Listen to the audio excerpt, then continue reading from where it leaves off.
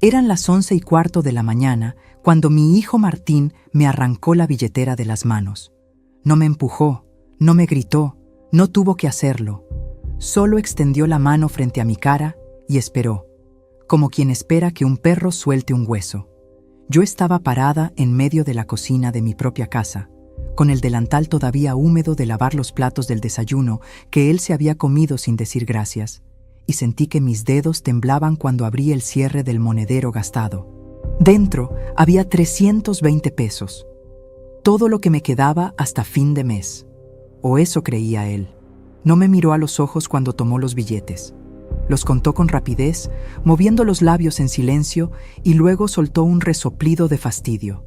¿Solo esto, mamá? Necesito por lo menos 1.000. Es lo que tengo, hijo. Entonces no me sirve. Su voz sonaba cansada, como si yo fuera un trámite aburrido que tenía que resolver antes de irse. Olía a colonia cara, esa que cuesta lo que yo ganaba en una semana cuando trabajaba. Llevaba zapatillas nuevas, blancas, inmaculadas. Yo llevaba las mismas chancletas de goma con las tiras pegadas con cinta adhesiva desde hacía 2 años. «Es lo que tengo, hijo», le dije. Mi voz salió más pequeña de lo que hubiera querido. Él dejó los billetes sobre la mesa con un golpe seco y se dio vuelta hacia la puerta. «Entonces no me sirve. Pedile a Lucía o a Roberto, ellos tienen». Y se fue. No cerró con violencia, ni siquiera eso. Simplemente se fue, dejando la puerta entreabierta y una corriente de aire frío que me hizo tiritar a pesar del sol de febrero que entraba por la ventana. Me quedé ahí parada, mirando los 320 pesos arrugados sobre la mesa de fórmica rayada, sintiendo cómo las varices de mis piernas palpitaban después de haber estado 4 horas de pie preparando el almuerzo que él no iba a comer. 61 años. 32 de ellos trabajando en el mismo estudio contable, tecleando facturas hasta que los dedos se me dormían, aguantando humillaciones de jefes que me trataban como un mueble. Y mi propio hijo no podía mirarme a la cara cuando me quitaba el dinero. Pero lo que él no sabía, lo que nadie en mi familia sabía, era que hacía exactamente 47 días yo había recibido una transferencia bancaria de 9 millones de pesos. 9 millones. Una indemnización por despido injustificado que mi abogado había peleado durante 2 años mientras yo sobrevivía limpiando casas y cosiendo ropa ajena.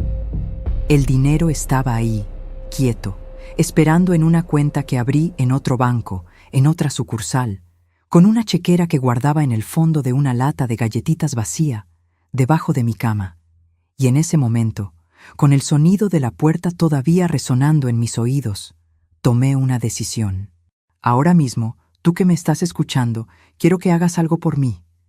Quiero que me dejes un comentario diciéndome de qué país me escuchas, porque necesito saber que no estoy sola en esto.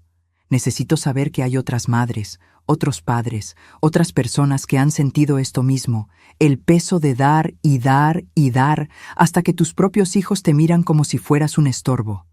Escríbeme abajo, por favor, solo el nombre de tu país o tu ciudad, para saber que me entiendes, porque lo que voy a contarte ahora es algo que guardé en secreto durante semanas, algo que me rompió el corazón, pero también me salvó la vida.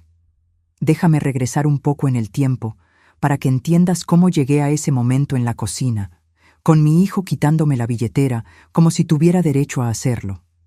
Mi nombre es Patricia Morales.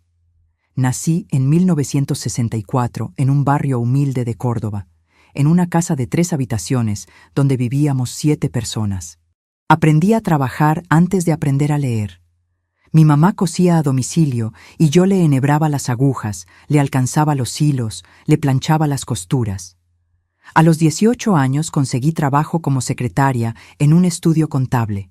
Me casé a los 20 con Héctor, un hombre bueno, electricista, que murió de un infarto hace 8 años dejándome sola con las deudas de su última internación. Tuve 3 hijos. Martín, el mayor, nació cuando yo tenía 26 años. Era un bebé hermoso, de ojos grandes y sonrisa fácil. Lo amamanté hasta los 2 años, porque no teníamos dinero para leche de fórmula. Cuando lloraba de hambre en la madrugada, yo le cantaba bajito para que no despertara a su papá, que tenía que levantarse a las 5 a trabajar. Lucía llegó 3 años después, tranquila y obediente. Roberto fue el último, mi bebé, el que casi me cuesta la vida porque tuve preeclampsia y me internaron 1 mes completo. Los crié con lo que pude. Héctor trabajaba 12 horas diarias y yo hacía malabares con el sueldo de secretaria para que no les faltara nada. Compraba la carne más barata, la que tenía más hueso y grasa, y la cocinaba con papas y zanahorias para que rindiera. Mis hijos comían primero. Yo comía lo que sobraba, parada junto a la pileta, masticando rápido antes de lavar los platos. Usaba la misma ropa durante años. Me teñía el pelo yo misma con tinturas en caja. Nunca me compré una cartera cara. Nunca fui a un salón de belleza. Nunca pedí nada para mí. Martín fue siempre el más difícil. Desde chico quería todo lo que veía en la tele. Zapatillas de marca, videojuegos, bicicletas. Cuando cumplió 15 años, me pidió una fiesta grande, con DJ y luces. Yo trabajé 6 meses de horas extras para pagarla. Me acuerdo que mis pies sangraban dentro de los zapatos de tanto estar parada. Pero ver su cara feliz ese día me hizo pensar que valía la pena. Pero algo pasó después de la adolescencia. Martín dejó 3 carreras universitarias sin terminar. Tuvo trabajos que duraban semanas. Siempre tenía una excusa. El jefe era un idiota. Los compañeros le tenían envidia. El horario no le convenía. Y siempre, siempre, venía a pedirme plata. Primero, eran montos pequeños. Mamá, préstame 1,000 pesos, te los devuelvo la semana que viene. Nunca devolvía. Después fueron montos más grandes. Necesito 5,000 para un curso que me va a cambiar la vida. Nunca terminaba el curso. Me ofrecieron un negocio increíble. Solo necesito 10,000 para empezar. El negocio nunca existía. Yo siempre decía que sí, siempre. Porque era mi hijo, porque una madre no abandona, porque tenía miedo de que si le decía que no, dejaría de visitarme y yo terminaría sola en esta casa vacía donde todavía cuelga la foto de bodas de Héctor y yo en la pared del comedor. Los otros 2 se fueron distanciando. Lucía se casó con un ingeniero y se mudó a Buenos Aires. Me llama una vez al mes. Conversaciones cortas, educadas, frías. Roberto formó su familia y vive a 20 minutos de aquí, pero casi nunca viene. Cuando lo hace, se queda parado junto a la puerta, como esperando irse. Yo sé por qué. Porque cada vez que venían, Martín aparecía pidiendo plata, y había discusiones, y gritos, y yo siempre terminaba defendiendo a Martín, rogándoles que entendieran que él estaba pasando por un mal momento, que pronto iba a mejorar. Héctor me lo advirtió antes de morir. Estaba en la cama del hospital, conectado a cables y máquinas que pitaban sin parar, y me apretó la mano con la poca fuerza que le quedaba. «Patricia», me dijo con la voz ronca, «deja de darle plata a Martín. Lo estás arruinando. Un hombre que no trabaja por lo suyo no es un hombre». Yo le prometí que lo haría, pero no cumplí. Porque después del entierro, Martín lloró en mi hombro como cuando era chico, y yo sentí que si lo soltaba, lo perdería también. Pero en los últimos años, algo cambió. O tal vez siempre fue así y yo no quise verlo. Martín ya no pedía, exigía, ya no prometía devolverme, ni siquiera mencionaba el tema. Llegaba, entraba sin tocar el timbre, abría la heladera como si fuera un hotel y antes de irse, estiraba la mano esperando que yo le diera lo que tuviera. Si yo le decía que no tenía, se enojaba. Me decía que yo era egoísta, que él era mi hijo y tenía derecho a que lo ayudara, que otros hijos tenían padres con plata y él solo me tenía a mí, pobre y tacaña. Hace 6 meses perdí el trabajo. 32 años en el mismo estudio, y el dueño me echó de un día para otro porque contrató a una chica de 22 que cobraba la mitad. Me fui un viernes a las 6 de la tarde con una caja de cartón llena de mis cosas. Una taza de café, un cactus que cuidé durante años, una foto de mis hijos cuando eran chicos. Lloré en el colectivo de regreso a casa. Una señora mayor me ofreció un pañuelo de tela bordado. «Ánimo, hija», me dijo. No sabía mi nombre, pero me trató con más cariño que mi propia familia. Contraté un abogado con los últimos ahorros que me quedaban. Me dijo que tenía un buen caso, que el despido había sido injustificado, que podíamos pelear una indemnización grande. Tardó 2 años. 2 años en los que sobreviví limpiando 4 casas por semana, cosiendo ropa ajena por las noches hasta que los ojos me lloraban de cansancio, vendiendo empanadas los fines de semana en la puerta de la cancha. Martín seguía viniendo a pedir plata. Mamá, sé que estás justa, pero aunque sea 200 pesos. Yo se los daba, aunque significara no comprar mis remedios para la presión. Y entonces, un miércoles de diciembre, sonó el teléfono. Era el abogado. Patricia, ganamos. Te van a depositar 9 millones de pesos. Me senté en el piso de la cocina, con el teléfono todavía en la mano, y me puse a temblar. 9 millones. Era más dinero del que había visto en toda mi vida junta. Era libertad. Era descanso. Era poder dejar de limpiar pisos ajenos con las rodillas hinchadas y los pulmones llenos de lavandina. Pero no le conté a nadie. Algo dentro de mí, algo profundo y oscuro que nunca antes había sentido, me dijo que esperara, que observara, que viera qué pasaba si mi familia creía que yo no tenía nada. Abrí una cuenta en un banco del centro, lejos de mi barrio. Pedí que no me mandaran nada por correo. Guardé la chequera en una lata de galletitas que escondí debajo de la cama, envuelta en una bolsa de plástico. Y esperé. Durante semanas seguí viviendo como siempre. Seguí limpiando casas. Seguí usando la misma ropa gastada. Seguí comprando lo más barato en el mercado. Y seguí dándole a Martín lo poco que tenía cada vez que venía a pedirme. Pero entonces llegó ese martes de febrero, el día que cambiaría todo. Después de ese incidente con la billetera en la mañana, después de que Martín me arrancara los 320 pesos y me dijera que no le servían, algo dentro de mí se rompió definitivamente. Fui hasta mi cuarto. Saqué la lata de galletitas de debajo de la cama. Miré la chequera. 9 millones de pesos esperándome. Y supe exactamente qué tenía que hacer. Fui hasta mi cuarto. Saqué la lata de galletitas de debajo de la cama. Miré la chequera. 9 millones de pesos esperándome. Y tomé una decisión que cambiaría todo. Esa misma tarde, cuando mis otros 2 hijos llegaron para la cena familiar mensual que yo todavía insistía en hacer aunque casi nadie venía con ganas, me senté en la cabecera de la mesa y les dije, con la voz más calmada que pude, «Hijos, tengo algo que contarles. Perdí el trabajo de limpieza. Ya no tengo ningún ingreso. Estoy en la ruina». La mentira salió de mi boca con una facilidad que me asustó. Perdí el trabajo de limpieza. Ya no tengo ningún ingreso. Estoy en la ruina. Las palabras flotaron en el aire caliente de la cocina, entre el olor del guiso de lentejas que había preparado con lo último que me quedaba en la alacena. O eso creían ellos. Lucía dejó el tenedor sobre el plato. Roberto se acomodó en la silla con incomodidad. Martín, que había vuelto como siempre a la hora de la comida sin mencionar lo de la mañana, ni siquiera levantó la vista. Seguía comiendo, llevándose grandes cucharadas a la boca, masticando con ruido. «¿Qué pasó, mamá?», preguntó Lucía. Su voz sonaba preocupada pero distante, como cuando uno pregunta por educación, pero no quiere involucrarse demasiado.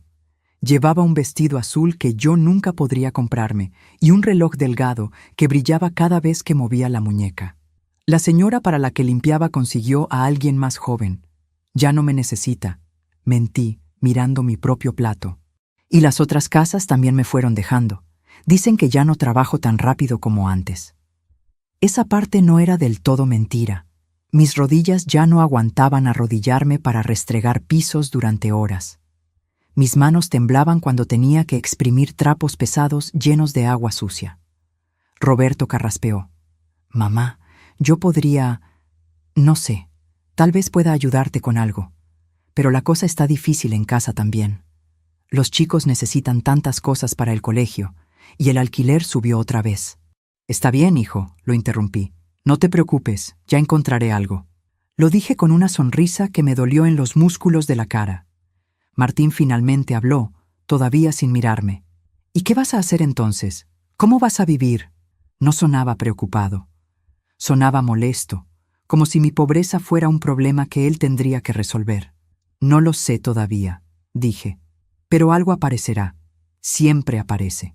Esa noche, cuando todos se fueron, me quedé sentada en la oscuridad de la sala, escuchando el zumbido del refrigerador viejo que amenazaba con romperse en cualquier momento. Y me puse a recordar. Necesitaba recordar cómo había llegado hasta aquí. Cómo ese bebé hermoso de ojos grandes se había convertido en el hombre que me quitaba el dinero sin mirarme a la cara. Martín nació en julio de 1990. Yo tenía 26 años y trabajaba 8 horas diarias en el estudio contable, más 2 horas de viaje en colectivo. Cuando me avisaron que estaba de parto, Héctor tuvo que pedirle plata prestada a su hermano para pagar el taxi al hospital público. No teníamos ni para eso.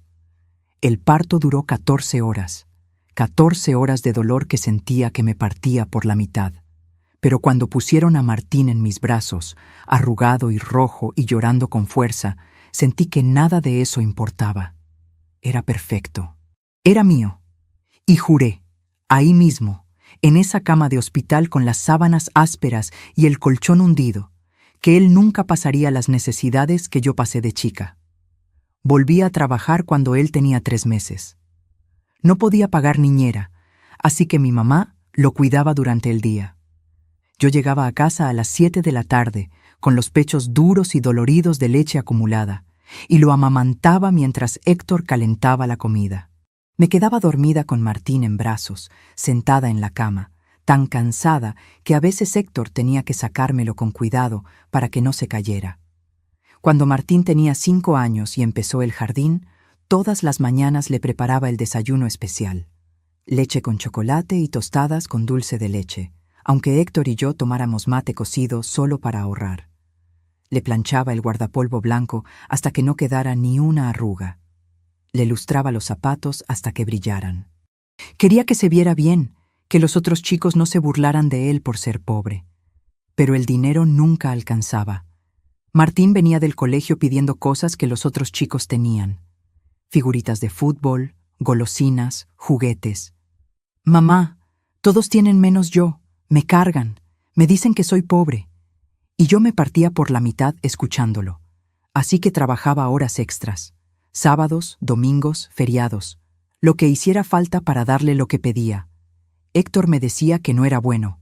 «Lo estás malcriando, Patricia. Un chico tiene que aprender que no puede tener todo». Pero yo no escuchaba. Porque yo sabía lo que era ir al colegio con los zapatos rotos, con el guardapolvo manchado que había sido de tu hermano mayor, con la vergüenza de no poder comprar la merienda que vendían en el kiosco. No quería eso para mi hijo. Cuando Martín cumplió 15, me pidió una fiesta grande. Todos sus amigos tenían fiestas con DJ, con luces, con comida abundante. «Por favor, mamá. Es mi cumpleaños de 15. No puedo ser el único que no tiene nada». Su voz temblaba. Tenía los ojos llorosos. Y yo cedí. Trabajé 6 meses de horas extras para juntar la plata. Llegaba a casa a las 10 de la noche con los pies tan hinchados que no me entraban en las chancletas. Me saltaba almuerzos para ahorrar. Le pedí prestado a mi hermana. Saqué un préstamo en el banco con intereses que me tomó 2 años pagar. Pero la fiesta fue hermosa. Martín estaba radiante, rodeado de amigos, bailando, riendo. Cuando apagó las velitas de la torta, me buscó entre la gente y me sonrió. Esa sonrisa me hizo pensar que todo había valido la pena. Al día siguiente, ni siquiera me dio las gracias. Ahí estaba el primer signo. Pero yo no quise verlo. Cuando terminó el colegio secundario, Martín quiso estudiar arquitectura. «Es una carrera cara, mamá. Necesito muchos materiales». Yo le pagué todo. Libros, reglas especiales, una computadora que me costó 1 año de ahorros. Él duró un cuatrimestre. No es lo mío. Los profesores son unos idiotas que no saben enseñar. Después probó con diseño gráfico. Después con marketing. Después con gastronomía. Nunca terminaba nada. Siempre era culpa de otros. Y yo siempre le creía. Siempre lo defendía cuando Héctor lo enfrentaba. «Déjalo, Héctor. Está buscando su camino. Ya va a encontrar lo suyo». Pero Héctor no se dejaba convencer. «Ese chico tiene 20 y tantos años y nunca trabajó un día en su vida. Vos lo estás hundiendo, Patricia. Un hombre necesita ganarse el pan con su propio esfuerzo o no es nada. Discutíamos por eso. Yo le gritaba que era demasiado duro con Martín, que no entendía lo difícil que estaba la vida para los jóvenes, que las cosas ya no eran como antes. Y Héctor me miraba con esa tristeza cansada en los ojos y me decía: un día te vas a arrepentir de haberle dado todo sin pedirle nada a cambio. Tal vez tenía razón, pero para cuando quise verlo, ya era tarde. Lucía y Roberto fueron diferentes, no porque yo los quisiera menos, sino porque después de Martín ya no me quedaba tanta energía para darles todo. Lucía aprendió a arreglarse sola. Estudiaba en su cuarto hasta tarde, conseguía buenas notas, nunca pedía nada. Roberto era tímido y callado, ayudaba a su papá los fines de semana, juntaba monedas para comprarse sus propias cosas, y yo me sentía culpable por eso. Me sentía culpable porque no les daba lo mismo que a Martín. Entonces trataba de compensar, de estar más presente con él, de darle más atención, más dinero, más de todo, como si el amor se midiera en pesos. Cuando Héctor murió hace 8 años, Martín tenía 27. El velorio fue un viernes lluvioso. Yo estaba sentada en la primera fila de sillas plegables del salón fúnebre, mirando el ataúd de madera barata, sintiendo que se me había acabado el aire. Lucía estaba a mi derecha, llorando en silencio.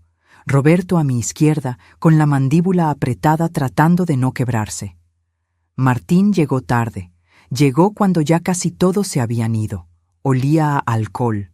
Tenía los ojos rojos, pero no sé si era por llorar o por otra cosa. Se acercó al ataúd, lo tocó un momento y después vino hacia mí. Se arrodilló frente a mi silla y puso su cabeza en mi regazo, como cuando era chico. Mamá, perdóname. No llegué a tiempo. Perdóname. Y lloró. Lloró con grandes sollozos que le sacudían todo el cuerpo.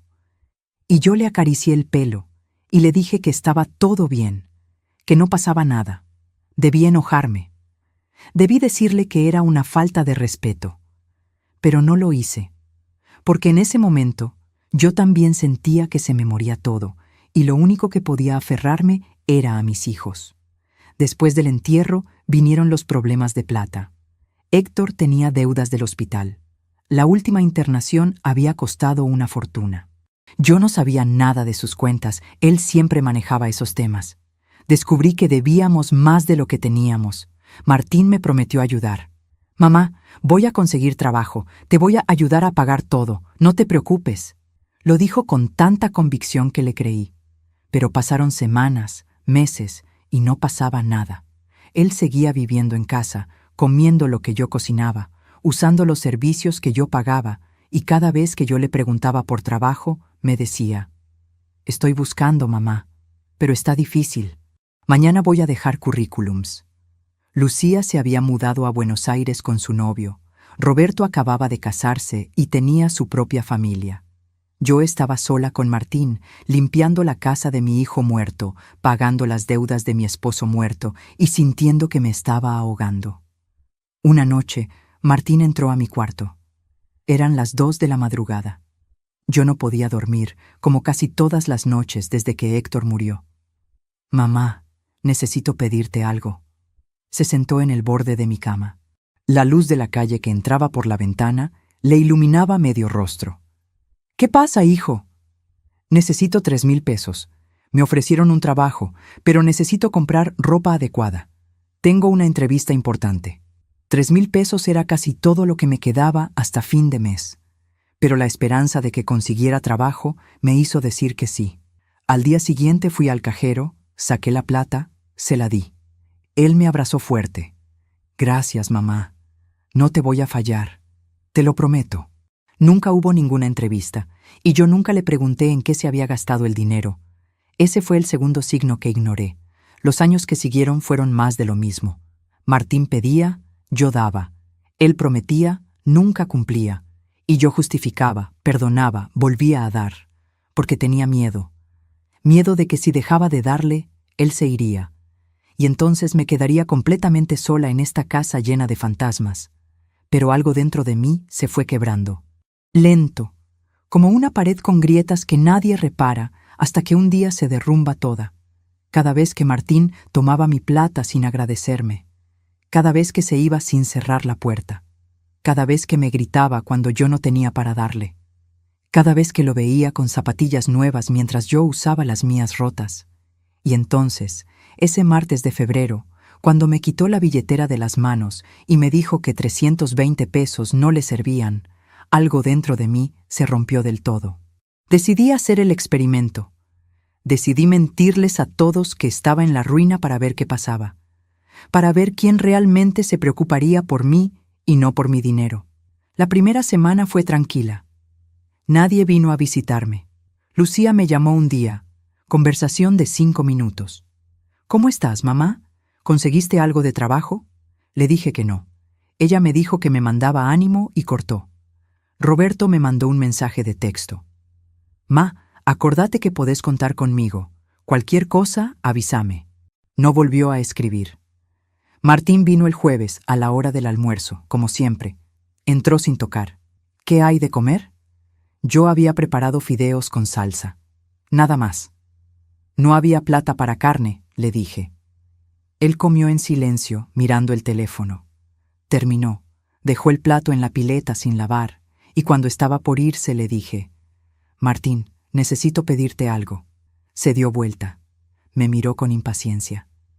Necesito que me prestes 2,000 pesos. Tengo que comprar remedios y no me alcanza. Él soltó una risa corta, sin humor. Mamá, yo estoy peor que vos. No tengo nada. Y se fue. 2,000 pesos. Yo le había dado cientos de miles a lo largo de los años, y él no podía prestarme 2,000. Me senté en la silla de la cocina y lloré. Lloré con rabia, con vergüenza, con algo que no sabía si era tristeza o alivio. Porque finalmente, después de tantos años, estaba viendo la verdad sin velos.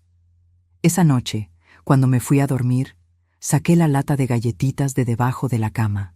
Abrí la chequera. 9 millones de pesos. Suficiente para vivir bien el resto de mi vida.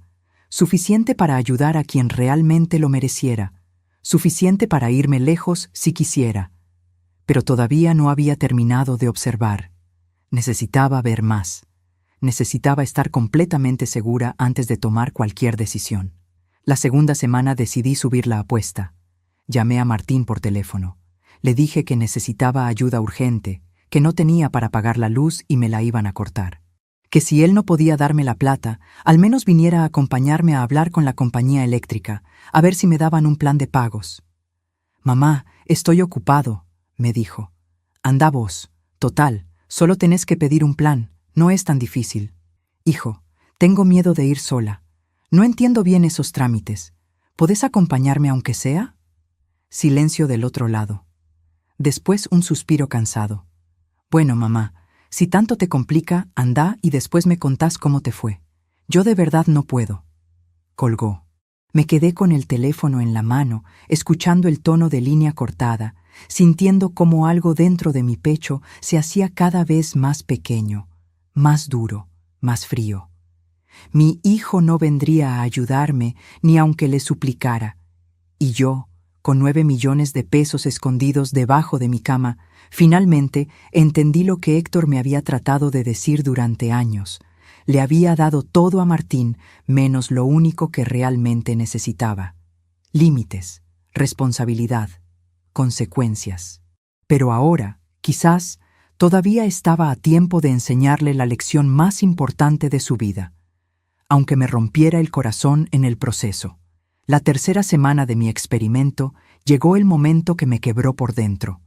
Fue un sábado, 17 de febrero, a las 4:30 de la tarde. Sé la hora exacta porque miré el reloj de la cocina cuando pasó, como si necesitara grabar ese momento en mi memoria para siempre. Yo estaba en el patio, colgando ropa en el tendedero. Hacía un calor húmedo que te pegaba la ropa al cuerpo. El sol de la tarde me quemaba la nuca. Tenía las manos mojadas, rojas de refregar las sábanas a mano porque la lavadora se había roto hacía 2 meses y yo supuestamente no tenía para arreglarla. Sentía las rodillas palpitando de dolor. Había estado agachada en el piso del baño toda la mañana, restregando las baldosas con un cepillo y lavandina, hasta que el olor me había mareado y tenía que salir a respirar aire fresco. Escuché que se abría la puerta del frente, pasos pesados entrando. «¡Mamá!» Era la voz de Martín. No venía solo. Había otras voces, risas. «Está ahí atrás», lo oí decir. Salí del patio secándome las manos en el delantal. Martín estaba en la sala con 3 amigos.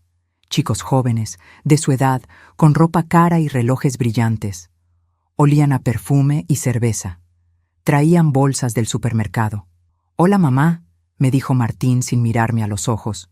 «Vine con los chicos. Vamos a ver el partido acá». Trajimos bebidas y comida. No me había avisado. No me había pedido permiso. Simplemente había decidido usar mi casa como salón de reuniones. «Martín, yo estaba limpiando», empecé a decir. «Ya sé, mamá. No te preocupes. Nosotros nos instalamos en la sala. No molestamos». Ya estaba abriendo las bolsas, sacando cervezas, gaseosas, papas fritas, sándwiches. Sus amigos se tiraron en el sofá como si estuvieran en su casa. «Un placer, señora», dijo uno de ellos sin siquiera mirarme. Los otros, ni eso. Martín prendió el televisor. El volumen estaba altísimo. El partido de fútbol empezó a sonar por toda la casa. Gritos del comentarista, silbatos, rugidos de la multitud.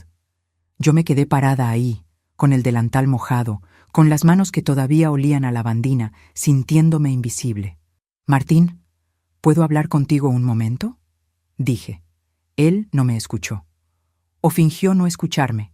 Estaba riéndose de algo que había dicho uno de sus amigos. «Martín», repetí, más fuerte. «¿Qué, mamá?», me dijo con fastidio, sin despegar los ojos de la pantalla. «¿Me avisas la próxima vez que vas a traer gente?». «Dale, mamá, no hagas drama, es solo el partido. En un rato nos vamos». Me hizo un gesto con la mano, como quien espanta una mosca. Me fui a la cocina, me senté en la silla. Las manos me temblaban, no de miedo, de furia, pero me tragué la furia, como me la había tragado tantas veces antes. Porque una madre no echa a su hijo. Una madre no hace escándalos delante de los amigos de su hijo. Una madre aguanta. El partido duró 2 horas. 2 horas de gritos, de risas, de vasos que chocaban, de papas fritas que caían al piso. Yo me quedé en la cocina, tratando de no escuchar, tratando de respirar hondo, diciéndome a mí misma que pronto se irían. A las 6:30 se terminó el partido. Escuché que apagaban el televisor, voces despidiéndose, la puerta que se abría. Pensé que por fin se iban todos. Pero Martín volvió a entrar. Vino a la cocina. Yo estaba todavía sentada en la misma silla, con las manos sobre la mesa. «Mamá, ¿tenés algo de plata?», me dijo. Su voz sonaba casual, como si estuviera pidiendo sal. Lo miré. Tenía una mancha de salsa en la remera. Olía a cerveza. Los ojos un poco vidriosos. «¿Para qué?», pregunté. «Los chicos quieren ir a comer algo. Yo quedé en pagar, pero no me alcanza. ¿Tenés 1.500 pesos?» Algo dentro de mí se quebró. Fue como un cristal que se parte. Podés escuchar el sonido exacto en tu cabeza, aunque nadie más lo oiga. «No tengo», dije. Mi voz sonó extraña, plana, vacía. «Dale, mamá, aunque sea 1.000, o lo que tengas». «No tengo nada, Martín. Te lo dije hace 3 semanas. Perdí el trabajo. No tengo ningún ingreso. Apenas me alcanza para comer». Él resopló. Se pasó la mano por el pelo. «No puede ser que no tengas nada. Busca en algún lado, en tu cartera, en tu pieza. Algo vas a tener». «No tengo». «Mamá, no me hagas quedar mal con los chicos. Están esperando afuera. Les prometí que invitaba yo». «¿Y por qué prometiste eso si no tenés plata?». Me miró como si yo hubiera dicho algo ofensivo. «Porque sos mi mamá. Se supone que vos me tenés que ayudar. Martín, yo no tengo nada. Y aunque tuviera, acabas de traer a 3 personas a mi casa sin avisarme. Usaste mi sala, mi luz, mi baño, dejaste todo sucio y ahora me estás pidiendo plata para invitar a tus amigos. ¿No te parece demasiado?». Se quedó callado un momento. Después soltó una risa amarga. «Mira quién habla. La que vivió toda la vida sin hacer nada más que limpiar casas. La que nunca tuvo ambiciones, nunca hizo nada importante. ¿Y me vas a dar lecciones a mí?». Las palabras me cayeron como piedras. cada una doliéndome en un lugar diferente del cuerpo. Yo te crié, dije. La voz me temblaba. Te di todo lo que tuve. Trabajé hasta enfermarme para que no te faltara nada. Sí, claro. Y ahora me lo cobras. Siempre lo mismo. Yo te di todo. Yo me sacrifiqué por vos. ¿Sabes qué, mamá? Yo nunca te pedí que hicieras eso. Esas fueron tus decisiones. No me podés cobrar toda la vida por algo que yo no elegí. Me quedé sin aire. Sentí como si me hubiera pegado un puñetazo en el estómago. Las lágrimas me quemaban detrás de los ojos, pero no las dejé salir. Andate, dije. ¿Qué? Andate de mi casa. Ahora. Él se rió, pero era una risa nerviosa. Dale, mamá, no exageres. No te enojes por una boludez. No es una boludez, Martín. Andate. ¿Por qué te pones así? Solo te pedí ¡que te vayas!, grité. Grité con una fuerza que no sabía que tenía. La voz me salió ronca, rasgada, llena de 35 años de cansancio y humillación. Él se quedó paralizado. Me miraba con los ojos muy abiertos, como si por primera vez en su vida me estuviera viendo realmente. «Estás loca», murmuró. Después se dio vuelta y se fue. Esta vez sí cerró la puerta. De un golpe que hizo temblar las paredes.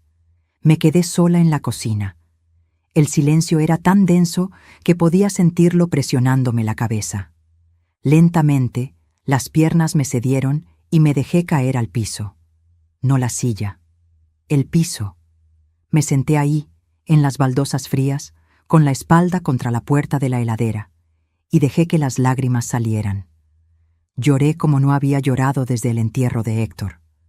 Lloré por todos los años de dar sin recibir, por todas las veces que tragué humillaciones, por todas las noches que me acosté con hambre para que mis hijos comieran, por todas las sonrisas falsas que puse cuando me quitaban el último peso, por toda la dignidad que había perdido tratando de comprar el amor de mi propio hijo.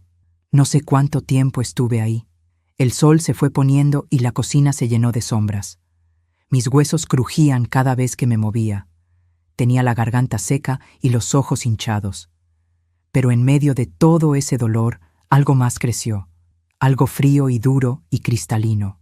Claridad. Lucía no había venido a verme en 3 semanas. Ni una visita. Roberto me mandaba mensajes cortos, promesas vacías, pero tampoco aparecía. Y Martín me había dicho en la cara que yo no valía nada, que mi vida entera de trabajo no significaba nada, que él no me debía gratitud porque ser madre era mi obligación. 3 hijos, 35 años de sacrificio, y ninguno de ellos estaba ahí cuando supuestamente más los necesitaba. Me levanté del piso. Me costó. Las rodillas protestaron, la espalda me dolió. Pero me levanté. Fui a mi habitación. Saqué la lata de galletitas de debajo de la cama, la puse sobre la colcha gastada. La abrí. Ahí estaba la chequera. Los 9 millones de pesos que ninguno de ellos sabía que existían. 9 millones de pesos que yo me había ganado con 32 años de trabajo, que me habían dado después de 2 años de pelea legal, que eran míos por derecho. Y en ese momento tomé la decisión. Basta. Hasta aquí. No más. No más dar sin recibir. No más aceptar migajas de respeto. No más rogarle a mis propios hijos que me quisieran. Si el dinero era lo único que les importaba, entonces el dinero sería la herramienta que usaría para enseñarles la última lección. Me senté en el borde de la cama. Saqué de la mesita de luz una libreta vieja y una lapicera, y empecé a escribir. No un testamento, no todavía. Algo más inmediato, un plan. Primero, dejar de responder cuando Martín viniera a pedir cosas. No darle nada, ni comida, ni plata, ni explicaciones. Silencio. Segundo, llamar a Lucía y a Roberto, decirles que estaba muy mal, que necesitaba ayuda urgente, ver si alguno de los dos venía realmente. Tercero, dependiendo de lo que pasara, tomar decisiones definitivas sobre quién se quedaría en mi vida y quién no. Cuarto, empezar a hacer los trámites para tener todo en orden, documentos, cuentas, propiedades. Yo no era dueña de esta casa. La alquilaba desde que Héctor murió, pero tenía algunos ahorros además de los 9 millones. Tenía algunas joyas de mi mamá. Tenía decisiones que tomar sobre a quién dejarle qué. Y quinto, el más importante, no decirle a nadie todavía sobre el dinero. Dejar que creyeran que estaba en la ruina por 2 semanas más. Observar, tomar notas, ver quién realmente se preocupaba por mí como persona y no por lo que podía sacarme. Escribí todo eso con letra temblorosa. Cuando terminé, arranqué la hoja, la doblé y la guardé en el bolsillo del delantal. Después fui al baño. Me lavé la cara con agua fría. Me miré en el espejo. Tenía los ojos rojos e hinchados, ojeras profundas, arrugas que no me había dado cuenta cuándo habían aparecido, el pelo canoso despeinado. Parecía una mujer de 80 años, no de 61, pero en esos ojos cansados había algo nuevo, algo que brillaba como un cuchillo bajo la luz. Determinación. Esa noche no cené, no tenía hambre. Me acosté temprano, pero no pude dormir. Me quedé mirando el techo, escuchando los sonidos de la noche. Un perro ladrando a lo lejos, el zumbido del transformador de luz de la esquina, el tráfico ocasional de la avenida. Y en mi cabeza, una y otra vez, las palabras de Martín, la que vivió toda la vida sin hacer nada más que limpiar casas, la que nunca tuvo ambiciones, nunca hizo nada importante. Él tenía razón en algo. Yo nunca había hecho nada importante. Había vivido para otros, para mi mamá, para mi esposo, para mis hijos, nunca para mí. Pero eso estaba por cambiar. Al día siguiente, domingo, me levanté a las 7 de la mañana. Me vestí con mi mejor ropa, que no era mucho, un vestido simple de color azul que había comprado hacía 5 años para el casamiento de Roberto. Me peiné con cuidado. Me puse los aros de plata que Héctor me había regalado en nuestro aniversario número 10. A las 9, tomé el colectivo al centro. Fui a una escribanía que había buscado en las páginas amarillas. Toqué el timbre. Me atendió una señora de mi edad, con lentes y una sonrisa amable. «Buenos días. Necesito asesoramiento legal», le dije. «Quiero hacer un testamento. Y quiero saber cuáles son mis derechos sobre mi propio dinero si mis hijos trataran de reclamarlo». La señora me hizo pasar, me ofreció un café y me explicó, con paciencia, todo lo que yo necesitaba saber. 2 horas después, salí de esa oficina con una carpeta llena de papeles, un turno para la semana siguiente y algo que no había sentido en años: poder. El juego había comenzado, y esta vez yo era quien ponía las reglas. El lunes por la mañana empecé a mover las piezas de mi plan. Me levanté a las 6, cuando todavía estaba oscuro afuera. Preparé mate y me senté en la mesa de la cocina con la carpeta que me había dado la escribana. Leí cada papel con cuidado, aunque tuviera que usar los lentes de leer que me hacían doler la cabeza después de un rato. Aprendí cosas que nunca había sabido. Aprendí que yo podía disponer libremente de mi dinero, que nadie, ni siquiera mis hijos, tenían derecho a exigirme nada mientras yo estuviera viva y en pleno uso de mis facultades.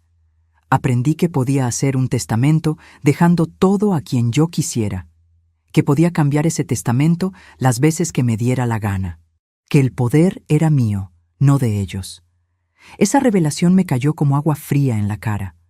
Toda mi vida había creído que una madre tenía la obligación de dar todo a sus hijos, que negarles algo era ser mala madre, que mi dinero, mi tiempo, mi vida entera les pertenecía por derecho de nacimiento. Pero no era así. Yo les debía amor, educación, techo y comida hasta que fueran adultos. Después de eso, lo que yo les diera era regalo, no obligación. Y los regalos se dan a quien los merece, a quien los valora, a quien te trata con respeto. A las 9 de la mañana hice la primera llamada. Marqué el número de Lucía. Sonó 4 veces antes de que contestara. «Hola, mamá». Su voz sonaba apurada, como siempre. De fondo se escuchaban bocinas, ruido de tráfico. Estaba en la calle. «Lucía, hija, necesito hablar con vos». «¿Qué pasa? Estoy yendo al trabajo. ¿Es urgente?» «Es importante», dije. «Necesito que vengas a verme. Pronto». Hubo un silencio. «Mamá». Sabes que está complicado. No puedo viajar a Córdoba así nomás. El pasaje es caro y en el trabajo no me dan franco tan fácil. Lucía, por favor, estoy muy mal. Hace 3 semanas que te dije que perdí el trabajo y no viniste ni una vez. Te llamé, mamá, y te mandé mensajes. No es lo mismo. Necesito verte. Necesito hablar con vos en persona. Otro silencio, más largo. Mamá, ¿pasó algo grave? ¿Estás enferma? Dudé un momento. Podía decirle que sí, inventar una enfermedad, obligarla a venir. Pero decidí no mentir más de lo necesario. No estoy enferma, pero estoy sola, y necesito a mis hijos. Bueno, voy a ver qué puedo hacer. Capaz el fin de semana que viene. Este fin de semana, Lucía, el sábado, a las 3 de la tarde, acá en casa, es importante. Algo en mi tono debe haberla asustado porque se quedó callada. Después dijo, «Está bien, mamá, voy a ir». «Gracias, hija». Colgué antes de que pudiera cambiar de opinión. Inmediatamente llamé a Roberto.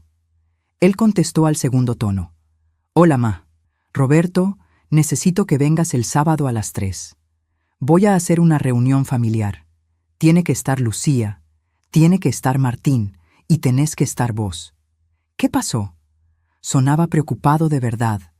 «Nada grave, pero necesito que estén todos. Es importante. Por favor, no me falles». «Dale, ma. Voy a estar». «¿Querés que lleve algo? ¿Necesitas que te ayude con algo antes?» Esa simple pregunta me hizo sentir un nudo en la garganta. Roberto, el más callado, el que menos atención había recibido, era el único que preguntaba si yo necesitaba algo. «No, hijo, solo necesito que vengas, y que no le digas a nadie de qué se trata, ni a tu hermano ni a tu hermana». «Está bien, ahí voy a estar». Cuando colgué, me quedé con el teléfono en la mano, mirando por la ventana de la cocina. El sol ya estaba alto. La parra del vecino se mecía con la brisa. Una paloma picoteaba migas en el patio. Ahora faltaba Martín, pero a él no iba a llamarlo. A él iba a dejar que viniera solo, como siempre hacía, esperando encontrar comida y dinero. Los días siguientes fueron extraños. Seguí con mi rutina de siempre. Me levantaba temprano, limpiaba la casa aunque no hiciera falta, iba al mercado a comprar lo mínimo. Pero había algo diferente en mí, una calma fría que nunca había sentido, como si me hubiera puesto una armadura invisible que me protegía de todo. Martín vino el martes. Eran las 12:30. Entró como siempre, sin tocar. «Mamá, ¿qué hay de comer?» Yo estaba en mi cuarto, guardando los papeles de la escribana en una caja que pensaba llevar al banco. Salí al pasillo. Lo miré.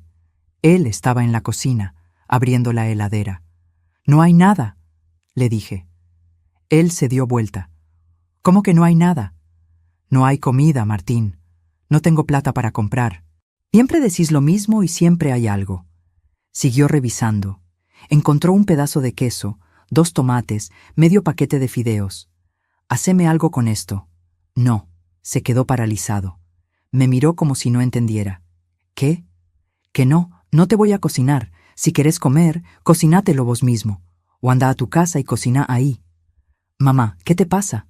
¿Todavía estás enojada por lo del sábado?» «No estoy enojada, estoy cansada». «Bueno, ya está.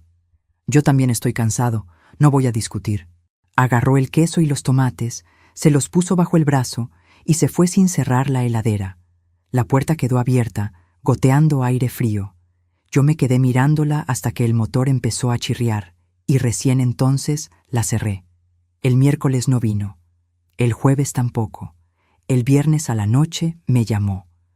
«Mamá, ¿podés prestarme 3,000 pesos? Es urgente». «No». «¿Cómo que no? Ni siquiera preguntaste para qué». «No importa para qué. No tengo». «Mamá, por favor, me van a cortar el celular si no pago». «No es mi problema, Martín». Silencio al otro lado. Después, con voz más dura. «¿Qué te pasa, vieja? ¿Por qué estás así?» La palabra vieja, dicha con ese tono, me dolió. Pero no dejé que se notara. «No me pasa nada. Simplemente ya no tengo nada para darte.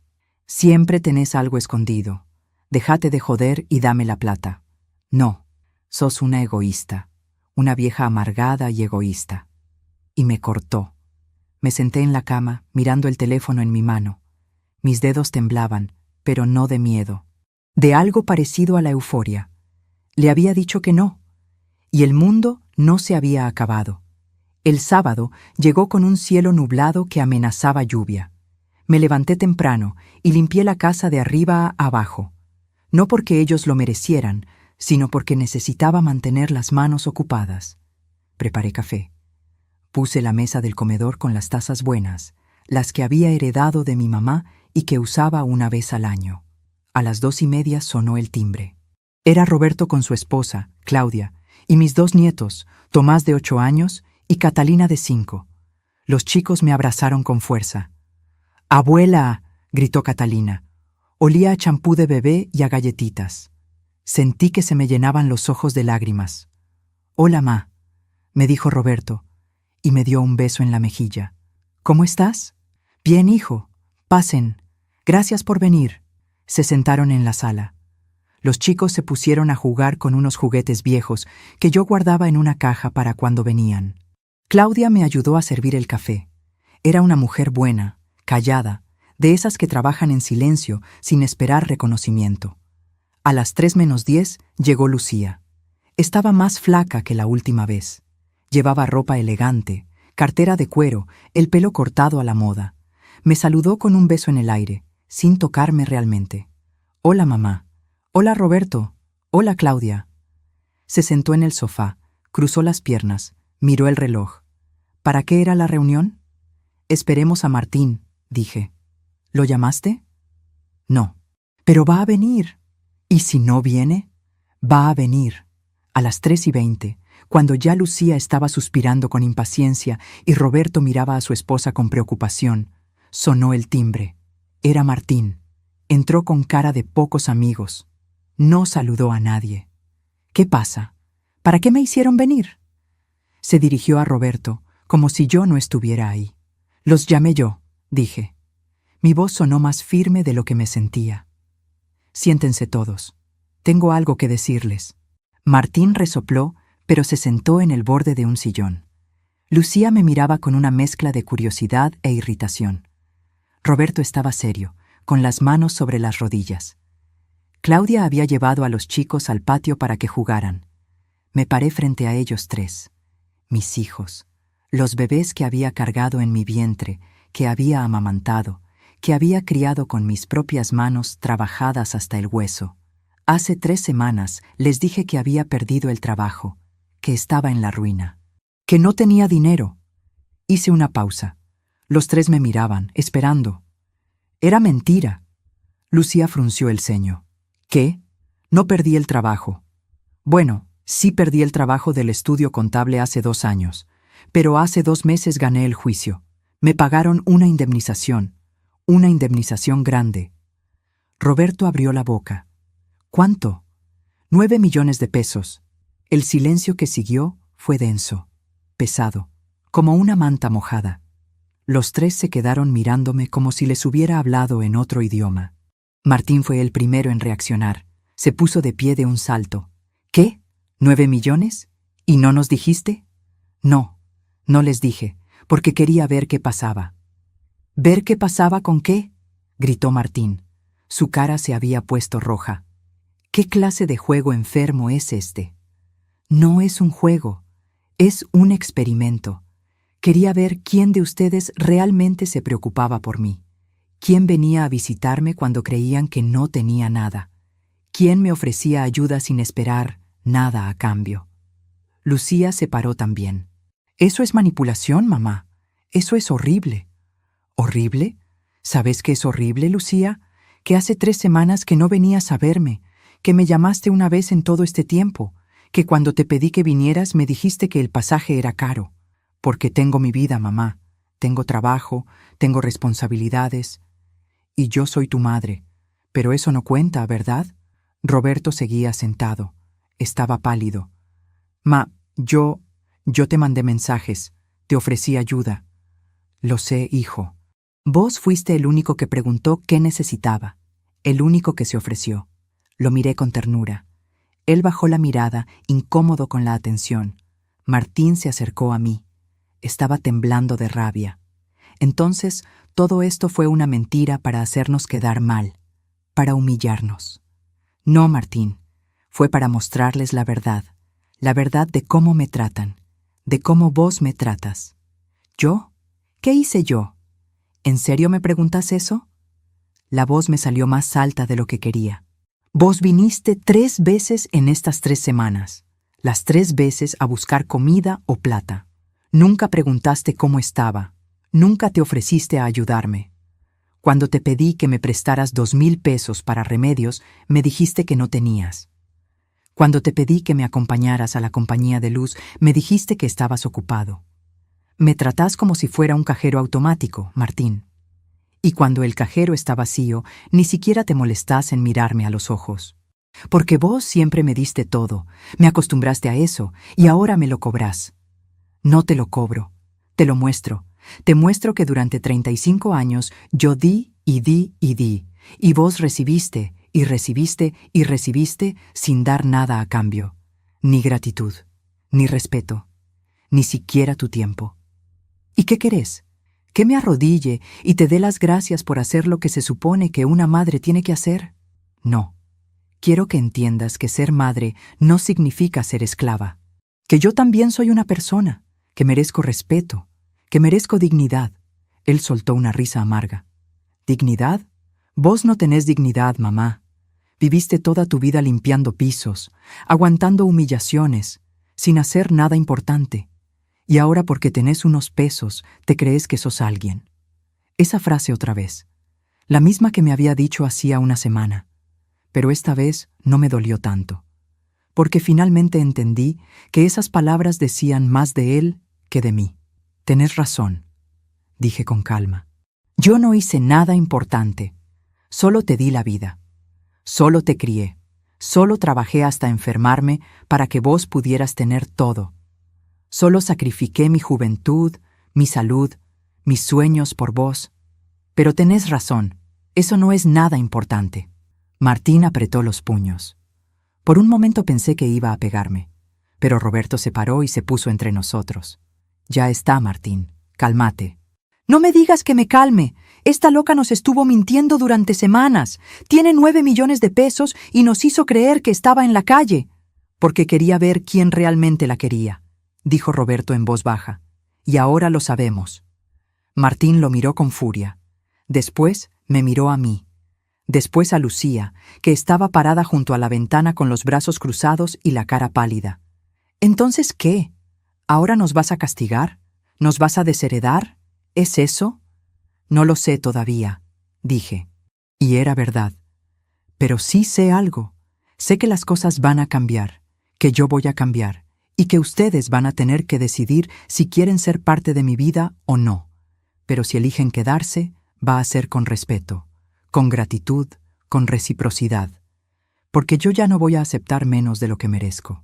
El silencio que siguió fue roto por el llanto de Catalina afuera. Claudia entró corriendo.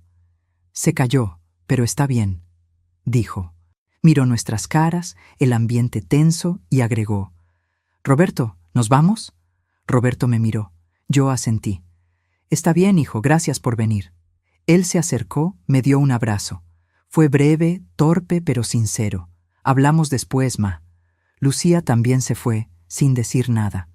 Solo tomó su cartera y salió por la puerta con paso rápido, los tacos repiqueteando en el piso. Martín se quedó.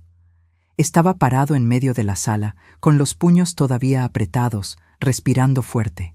¿Algo más que quieras decir?, le pregunté. Me miró con odio. Odio puro. Sos una basura, una vieja resentida que se cree mejor que todos por tener unos pesos. Pero seguís siendo lo que siempre fuiste. Una limpiadora de mierda sin educación. Cada palabra diseñada para herirme, para hacerme sentir pequeña, para ponerme en mi lugar. Pero yo ya no estaba en ese lugar. Puede ser, dije, pero esta limpiadora de mierda sin educación tiene 9 millones de pesos y una decisión que tomar sobre su vida. Así que ahora, Martín, te voy a pedir que te vayas de mi casa. Y no vuelvas hasta que puedas tratarme con el respeto que merezco. No necesito tu plata ni tu respeto, me las arreglo solo. Perfecto, entonces probá. Se fue dando un portazo que hizo temblar los vidrios. Yo me quedé sola en mi sala, rodeada del eco de los gritos, sintiendo las piernas temblorosas y el corazón latiéndome en los oídos. Me senté en el sofá, puse las manos sobre las rodillas y respiré hondo. Lo había hecho. Había dicho todo lo que tenía que decir. Había plantado límites por primera vez en mi vida. Y aunque me dolía, aunque sentía como si me hubieran arrancado un pedazo del alma, también sentía algo más: libertad. Los días que siguieron a la reunión familiar fueron los más silenciosos de mi vida. El teléfono no sonó. Nadie vino a tocar mi puerta. Era como si me hubiera vuelto invisible. Pero por primera vez en décadas, ese silencio no me asustaba. Era un silencio que yo había elegido. Un silencio que tenía límites claros, no el silencio del abandono, sino el de la decisión. El lunes fui al banco. Pedí hablar con un asesor financiero. Me atendió un muchacho joven, de traje y corbata, que al principio me habló como si yo no entendiera nada. Señora, le voy a explicar en términos simples. Tuve que interrumpirlo. Joven, entiendo perfectamente. Trabajé 32 años en un estudio contable. Solo necesito que me asesore sobre inversiones seguras para mi edad. Se puso colorado y cambió el tono. 2 horas después salí de ahí con un plan. Parte del dinero en un plazo fijo, parte en bonos del gobierno, parte en una cuenta de ahorro que me daba intereses mensuales. Suficiente para vivir bien sin trabajar nunca más. Suficiente para ayudar a quien yo quisiera. Suficiente para sentirme segura. Después fui a una inmobiliaria. Esta casa que alquilaba desde hacía 8 años no era mía. La dueña podía echarme cuando quisiera. Quería algo propio, algo que nadie pudiera quitarme. El agente me mostró fotos de departamentos pequeños, de un dormitorio, en barrios tranquilos. Algo con buena luz, le pedí. Y si puede ser, con un balcón. Porque quería tener plantas. Quería sentarme al sol por las mañanas sin tener que pedirle permiso a nadie. El miércoles, Roberto me llamó. «Ma, ¿cómo estás?» Su voz sonaba preocupada.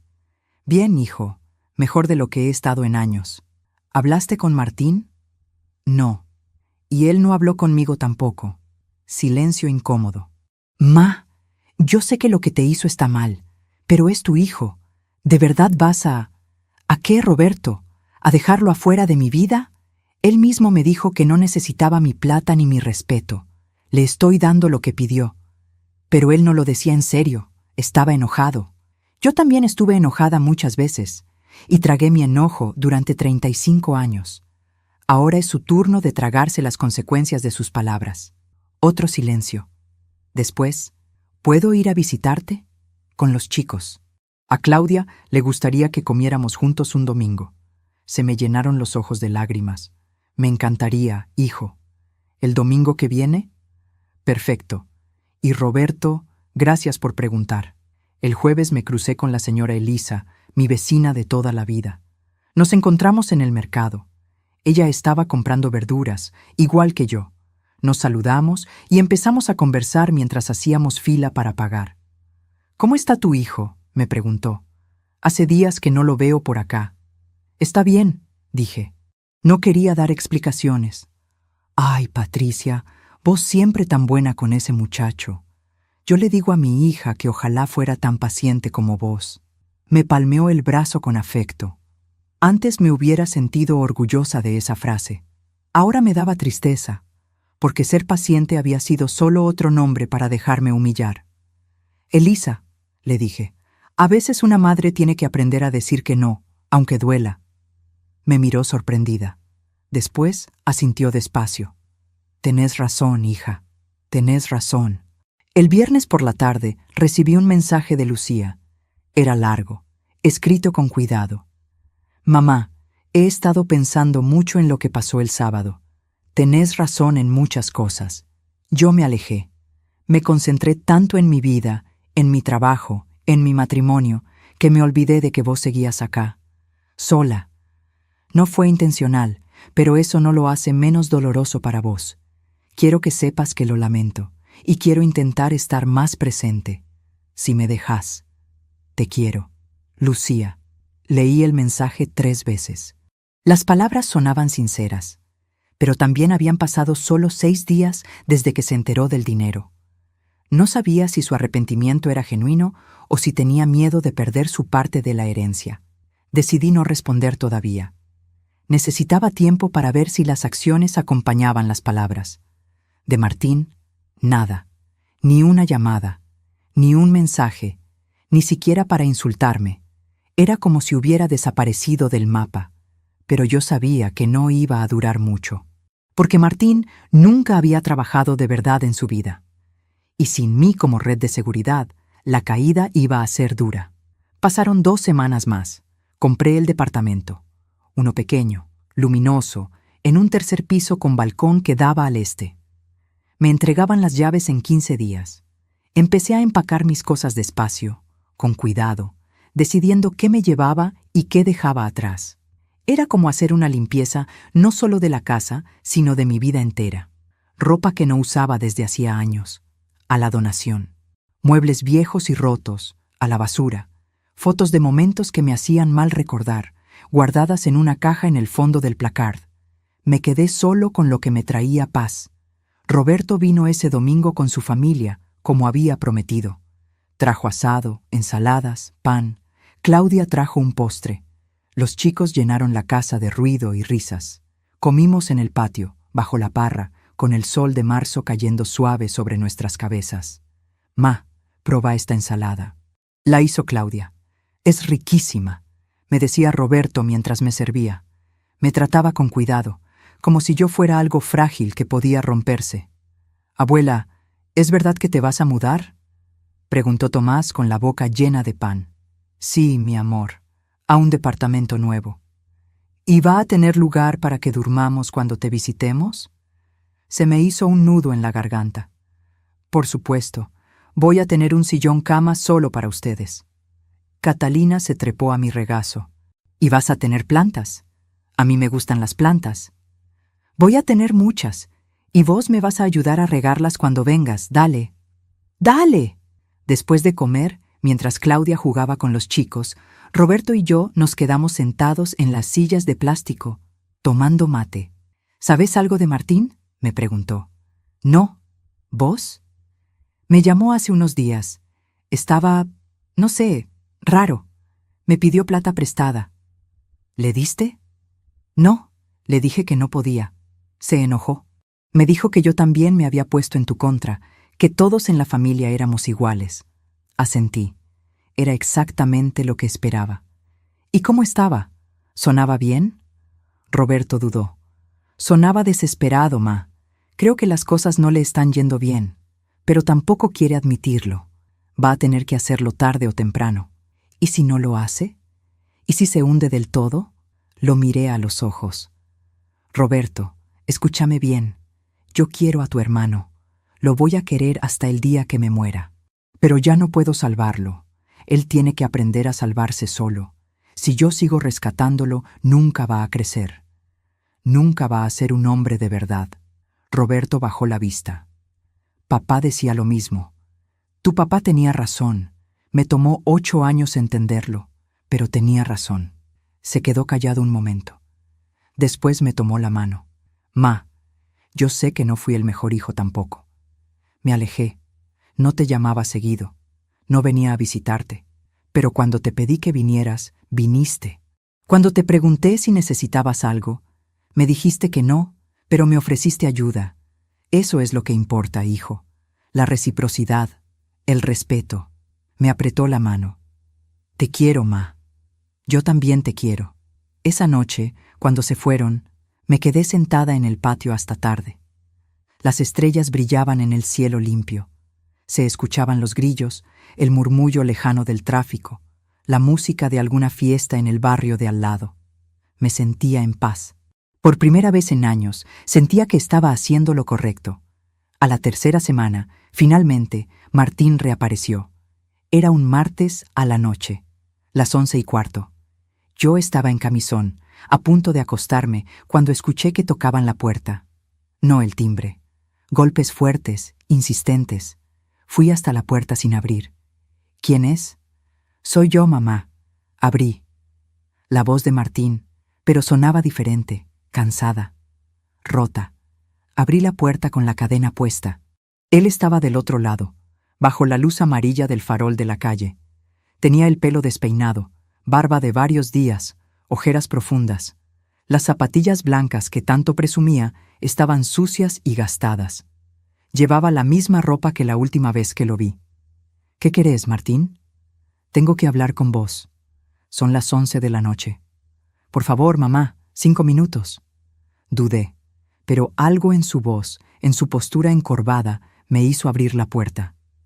Entró despacio, como si le doliera caminar. Se sentó en la silla de la cocina sin que yo lo invitara. Puso los codos sobre la mesa y se cubrió la cara con las manos. ¿Qué pasó?, pregunté, manteniéndome de pie, manteniendo la distancia. Todo, pasó todo. Su voz sonaba ahogada. Me echaron del lugar donde estaba viviendo. No pagué el alquiler. Los amigos que me prestaban plata ya no me dan más. No tengo nada. No tengo dónde dormir. ¿Y tu novia? ¿Esa chica con la que estabas el año pasado? Me dejó. Cuando le dije que no tenía plata, me dejó. Me quedé callada. Parte de mí quería abrazarlo, decirle que todo iba a estar bien, que se quedara acá conmigo. Pero otra parte, la parte que había aprendido a poner límites, sabía que eso sería un error. ¿Y qué querés que haga yo?, pregunté. Levantó la cara. Tenía los ojos rojos. Déjame quedarme acá unos días, hasta que me acomode. ¿Cómo te vas a acomodar si nunca en tu vida trabajaste de verdad? Voy a buscar trabajo, lo prometo. Ya lo prometiste antes, Martín, 1000 veces, y nunca cumpliste. Esta vez es diferente. ¿Por qué? ¿Porque ahora sí no tenés opción? Se quedó callado. Martín, dije con voz suave pero firme, yo te quiero. Sos mi hijo y siempre te voy a querer. Pero no puedo seguir siendo tu salvavidas. No puedo seguir permitiendo que uses mi casa, mi comida, mi dinero como si fuera tuyo por derecho. Pero soy tu hijo, y yo soy tu madre, no tu esclava, no tu banco, no tu sirvienta. ¿Entonces qué? ¿Me vas a dejar en la calle? No, te voy a dar una oportunidad, una sola. Fui hasta mi cuarto. Saqué de la lata de galletitas 2 billetes de 5,000 pesos. Volví a la cocina. Los puse sobre la mesa. Esto es para que alquiles una pieza por un mes. Y para que compres comida. Nada más. No te voy a dar más dinero. No te voy a dejar vivir acá. Si querés cambiar tu vida, tenés que hacerlo vos mismo. Conseguir trabajo, pagarte tus cosas, ser responsable. Me miró como si no pudiera creerlo. ¿10,000 pesos? ¿Tenés 9 millones y me das 10,000 pesos? Es más de lo que vos me diste cuando te pedí ayuda. Es más de lo que merezco darte considerando cómo me trataste. Sos una basura, dijo con voz temblorosa. Una vieja basura que se cree Dios porque tiene plata. Puede ser, pero es mi plata, y vos vas a tener que aprender a vivir sin ella. Agarró los billetes, se los metió en el bolsillo y se paró. No te olvides de esto.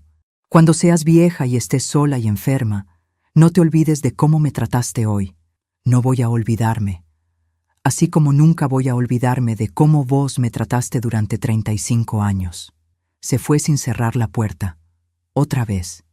Yo la cerré, pasé la llave, corrí la cadena. Me apoyé contra la madera fría y cerré los ojos. Las lágrimas corrían por mis mejillas, pero no eran lágrimas de debilidad. Eran lágrimas de liberación. Había hecho lo correcto. Lo sabía en lo profundo de mi alma. Aunque doliera.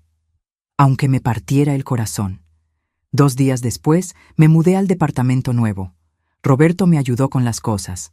Lucía me mandó flores y una tarjeta que decía, para tu nuevo comienzo. Con amor. Era un gesto pequeño, pero era algo. La primera noche en mi propio lugar, me senté en el balcón con una taza de té. Había comprado una planta de jazmín que ya estaba floreciendo. El olor dulce llenaba el aire tibio de la noche.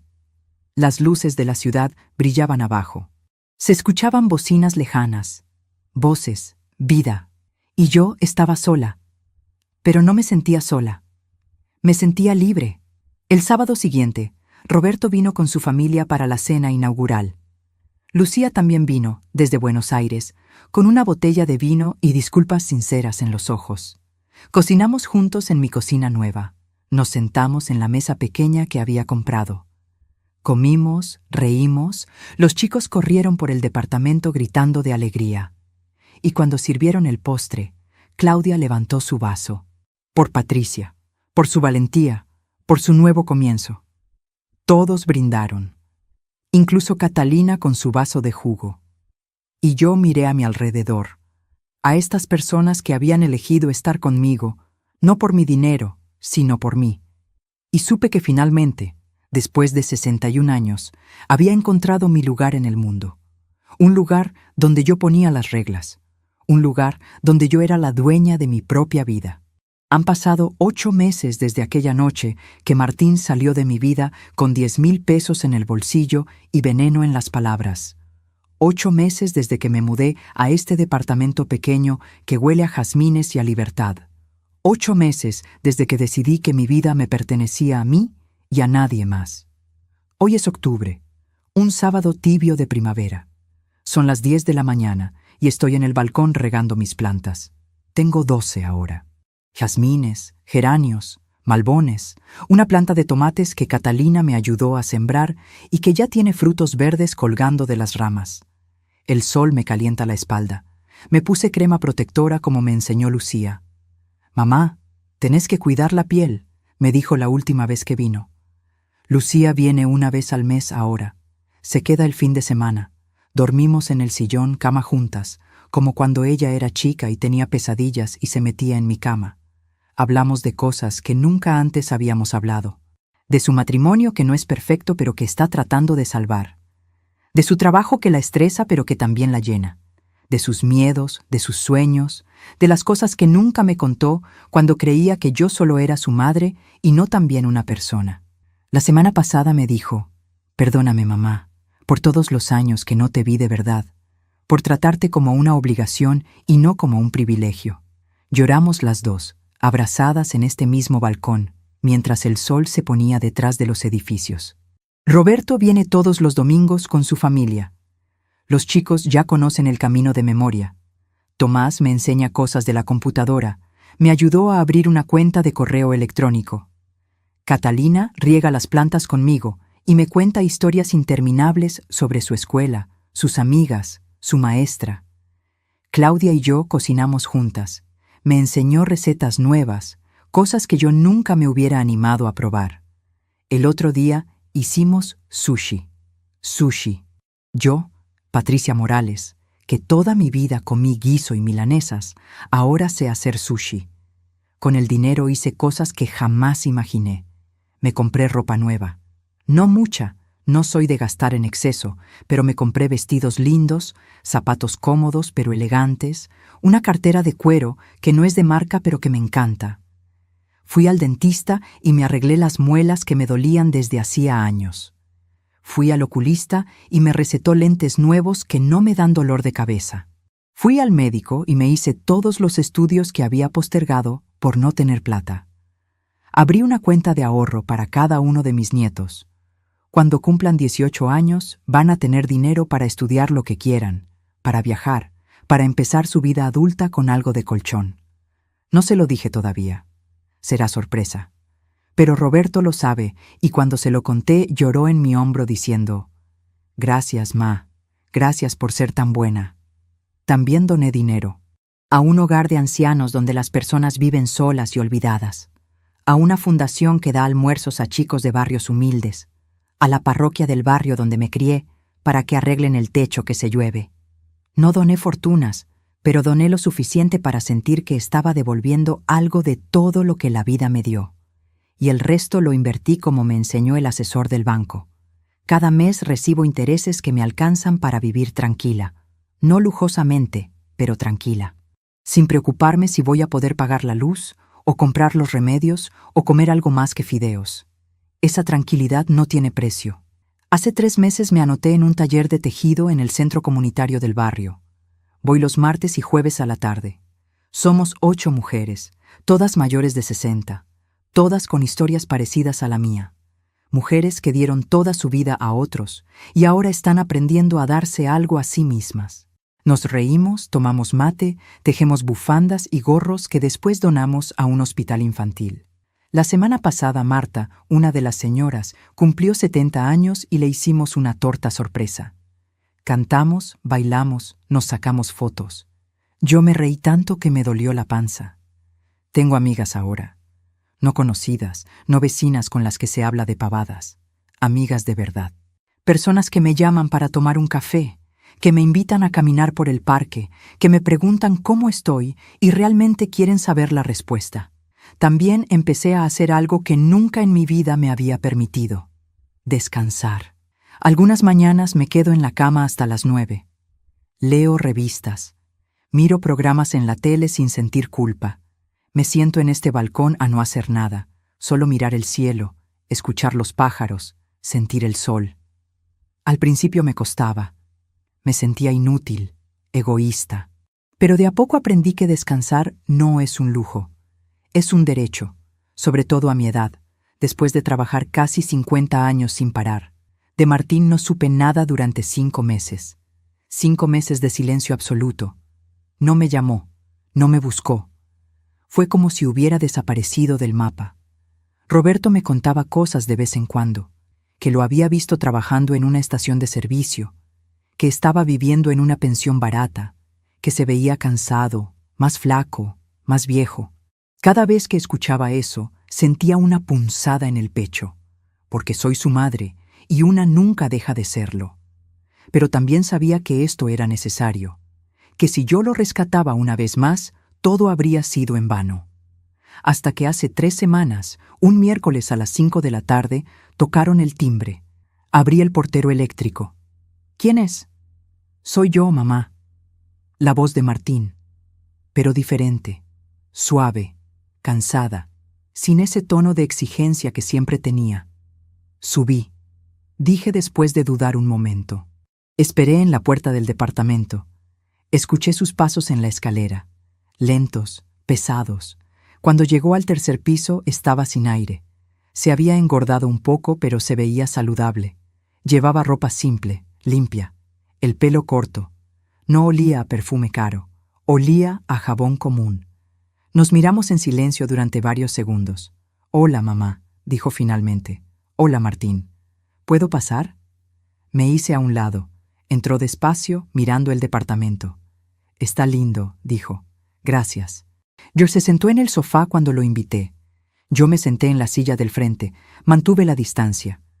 «No vine a pedirte nada», dijo de entrada, como si hubiera ensayado las palabras.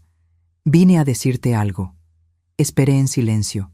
«Tenés razón, en todo», bajó la mirada. «Soy un inútil. Toda mi vida fui un inútil. Me la pasé culpándote a vos, culpando a papá, culpando al mundo por mis fracasos. Pero la verdad es que el problema siempre fui yo». No dije nada. Necesitaba escuchar más. «Cuando me diste esos 10,000 pesos y me dijiste que no me ibas a ayudar más, te odié. Te odié con toda mi alma.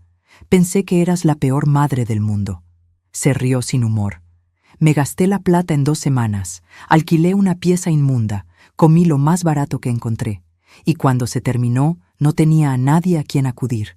Ningún amigo me prestaba, ninguna novia me aguantaba. Roberto me dijo que no.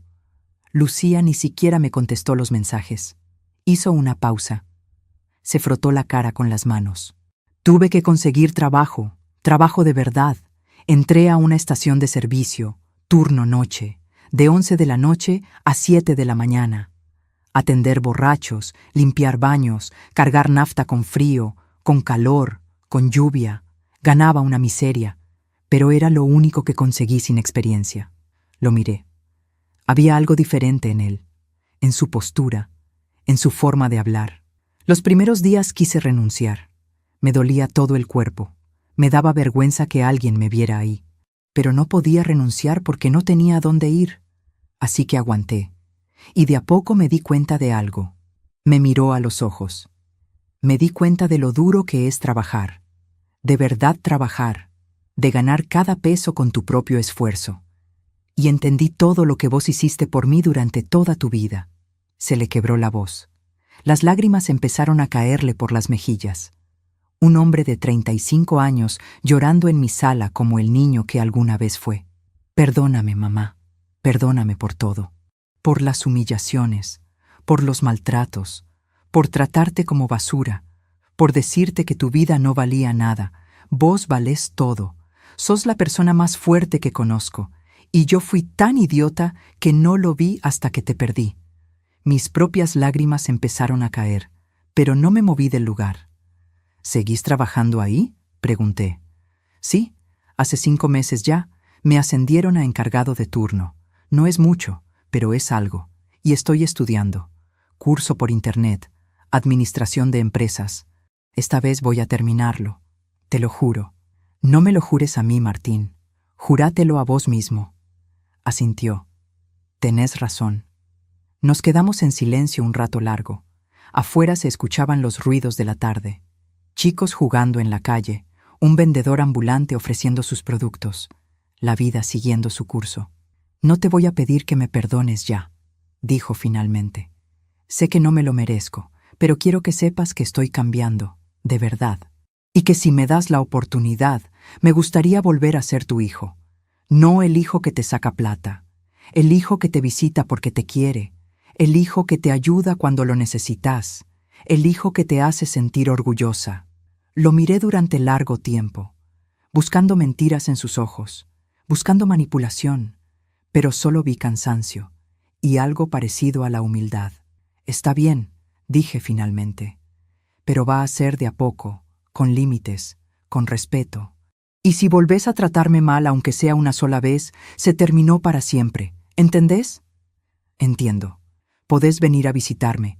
Podemos tomar un café, charlar, pero nada de plata, nada de favores, nada de aprovecharte. No quiero tu plata, mamá. Quiero tu perdón. Eso es lo único que quiero. Me levanté. Me acerqué a él. Puse mi mano sobre su cabeza como hacía cuando era chico. El perdón hay que ganárselo, hijo. Con acciones, no con palabras. Él asintió. Tomó mi mano. La besó. Te prometo que lo voy a hacer. Te lo prometo. No sé si va a cumplir. No sé si realmente cambió o si va a volver a caer en sus viejos patrones. Pero esta vez voy a entrar con los ojos abiertos, sin expectativas exageradas, sin sacrificar mi paz por él, porque aprendí que amar no significa destruirse por el otro. Ahora, cuando miro hacia atrás a esa Patricia de hace 8 meses, que lloraba en el piso de la cocina sintiendo que su vida no valía nada, casi no la reconozco. Esa mujer que vivió 60 años creyendo que su único valor estaba en lo que podía dar a otros, que se dejó humillar, maltratar, vaciar, con tal de no quedarse sola. Aprendí que estar sola no es lo peor que te puede pasar. Lo peor es estar rodeada de gente que te hace sentir sola, que te usa, que te desvaloriza, que te quita pedazos de alma hasta que ya no sabes quién sos. Aprendí que el dinero no compra amor, pero sí te puede mostrar quién realmente te ama y quién solo ama lo que puede sacarte. Es una lección dura, una lección que duele, pero necesaria. Aprendí que poner límites no te hace mala madre, te hace sabia, te hace fuerte. Y le enseña a tus hijos la lección más importante que pueden aprender, que tienen que ganarse las cosas, que tienen que respetar a los demás, que nadie les debe nada por el simple hecho de existir. Aprendí que nunca es tarde para empezar de nuevo, que a los 61 podés mudarte, hacer amigas, aprender cosas nuevas, descubrir quién sos cuando no estás definiéndote por otros, que la vejez no es el final, es solo otra etapa, y puede ser hermosa si la vivís en tus propios términos. Y aprendí, sobre todo, que yo merezco respeto, que yo merezco dignidad, que mi vida, aunque fue simple, aunque fue humilde, tuvo valor, porque crié 3 hijos, porque trabajé 50 años, porque sobreviví pérdidas, humillaciones, pobreza, y seguí adelante. Eso no es poco, eso es todo. Ahora te quiero hablar a vos, que me estás escuchando del otro lado. Quiero que sepas que si estás pasando por algo parecido, no estás solo, no estás sola. Hay miles de nosotros, padres, madres, abuelos, abuelas que dieron toda su vida y ahora se sienten vacíos, que tienen hijos que solo los buscan cuando necesitan algo, que se sienten culpables por poner límites, que tienen miedo de quedarse solos si dicen que no. Pero escúchame bien, poner límites no es egoísmo, es supervivencia, es amor propio, es enseñarles a tus hijos a ser personas de bien. Porque un hijo que no aprende a respetar a sus padres no va a respetar a nadie. Si mi historia te tocó el corazón, si te identificaste aunque sea con una parte, te pido que me dejes un me gusta. Que te suscribas a este canal para seguir escuchando historias como esta. Que compartas este video con alguien que lo necesite escuchar. Porque a veces una historia puede cambiar una vida. La mía cambió. Y la tuya también puede hacerlo. Y si querés, déjame un comentario contándome tu propia historia, porque tu historia también importa. Tu dolor también es válido. Y juntos, compartiendo nuestras experiencias, nos hacemos más fuertes. Yo soy Patricia Morales. Tengo 61 años. Fui secretaria durante 32 años. Limpié casas, crié 3 hijos. Perdí un esposo. Gané una batalla legal. Puse límites por primera vez en mi vida. Y aprendí que nunca, nunca es tarde para recuperar tu dignidad. Gracias por escucharme. Y recordá, vos también mereces respeto. Vos también mereces ser valorado. No importa tu edad, no importa cuánto diste. Lo que importa es lo que haces de ahora en adelante. Cuídate mucho. Ponete primero. Y no tengas miedo de decir que no, porque tu vida también importa.